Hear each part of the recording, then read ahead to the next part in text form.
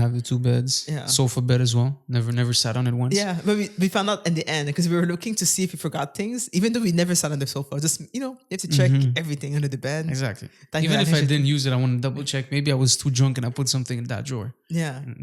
Yeah, and we didn't even drink that. I would say, honestly, I didn't drink as much as I thought I was going to.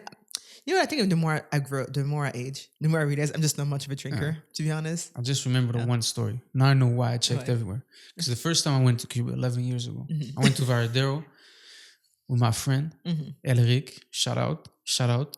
We went there, and that was a time where you had to pay $25 or 25 pesos before you left Cuba. Oh, really? Yeah. So instead of what now when we do you fill out the little paper, back then to leave the country, you had to pay a fee to leave. So what we did when we arrived there, we were like, yo, we're going to put these $50 very safe so nobody comes and steals. Obviously, nobody's going to steal, but just in case, hide it. We didn't have it safe, so we're like, yo, we got to have the passport somewhere, Okay. But when we did that, we were like 7 rum and coke in, 7 cervezas at 2 p.m. Okay, we just spent the whole day at this beach. We ate maybe 1 burger. So we're super lit. So I'm like, I found the perfect hiding spot. And then the days come by. I'm like, yo, wait, where did I put the $50? And you start searching. You're like, bruh, we don't have it. And worst part is the rest of the money we had, which wasn't much because we were 18.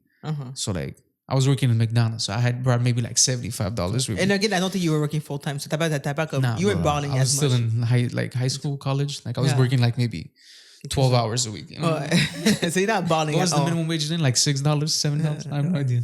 You weren't balling. No, definitely not. You know what I mean? And so we spend the rest of the money buying cigars and stuff like that.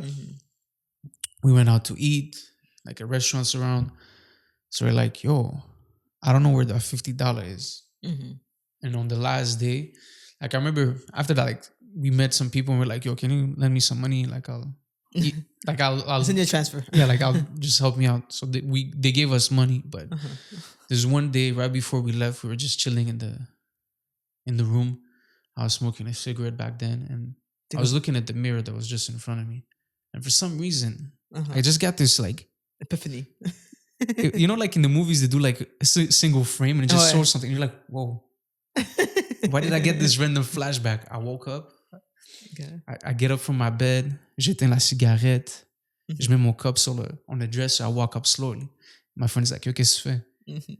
I go, there's a small slit between the mirror and the wall. That's where I put the $50. Yeah. I mean, you're right. And nobody would have found it. No one would have found it. Even you. Je pense qu'ils m'ont allé pousser derrière le miroir. Hell no, that shit is dirty. And I was like, bro, the sign of relief we had, we were like, yo, let's go. Wow. It was deep because we were so out of money. There was cigarettes that were 25 cents. And they were the most disgusting things you could ever smoke. And on était rendu à fumer ça, tout le monde n'avait pas de cob. When we found the $50, we were like, yo, bro, ça va s'acheter des bonnes cigarettes. We were super happy. We were like, we can go back home. So clearly you were good with money. Yeah, good times. So that's why I had to, search for everything. It's you never know. Maybe I did something when I was super drunk. But your knowledge of when you went 11 years ago was so outdated. Because when we arrived, I was telling myself, I have to call my mom, message her, because naturally, my phone's on airplane mode. Je peux pas charger comme $100 la journée. And then I was telling him, I was like, I was telling you, I was like, okay, I have to head up my mom. I haven't called her yet, that I arrived. Et t'as pas de Wi-Fi ici. Je suis comme, non, t'es comme, moi, mais le pays, comme, c'est un peu plus dur pour elle. I was like, even in 2020, 2023. Yeah, you don't have your data doesn't go with it. I mean, you could do roaming. No, c'est sûr, but I was like, there's no Wi-Fi connection anywhere. Puis t'es comme, no. And then I was like, for the first 2 days, I was like, how do I call my mom? Do I pay comme $45 à Fido à chaque 2 jours, genre?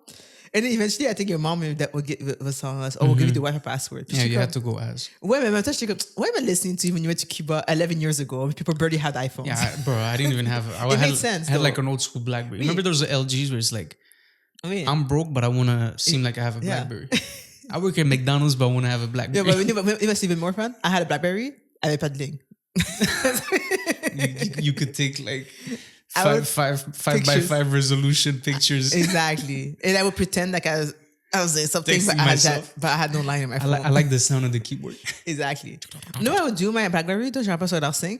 when I first got it. I mean, it was a good old one for my sister. I would just watch Korean dramas on it at night. Yeah. But there was no iPad to go. Lucky I missed the BlackBerry. I like the feel. I don't like that. It was my fingers. How your fat ass fingers? How did you text on that? Yeah, it worked perfectly well. It worked perfectly well. No mistakes. Punctuation was on point. Nah. Double space to add that shows our age difference because maybe I just didn't have a proper phone when I should have been having a phone.